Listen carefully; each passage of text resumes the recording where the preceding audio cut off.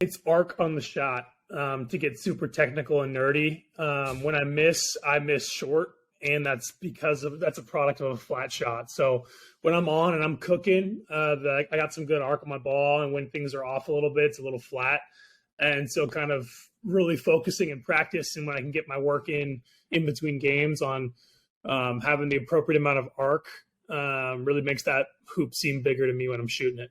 Well, how much do you emphasize your hand placement on the ball? I obviously I'm not the NBA player you are, or the college player Drew was, but the one thing I was good at was shooting the ball, and I always emphasize to like the kids that I coach now, hand placement and just having that kind of 90-degree angle underneath the basketball. Like, and you mentioned getting arc on your shot, and I mean, it ain't nerdy shit to me, like, so that's why I'm going to ask you, but just like, do you emphasize that a lot with the arc, or does that part of it not matter? Like, what mechanics are you still adjusting to, if any, but like that in particular with the hand placement, like, is that an emphasis for you at all? Totally. Like, it's funny you bring that up. Like, a couple of games ago, I mentioned to one of our player development guys, I'm like, I'm not catching it right. Like, something about the way the ball feels in my hands as I'm going up doesn't feel right, and I was kind of missing more shots than I normally do. And we really like zoomed in and like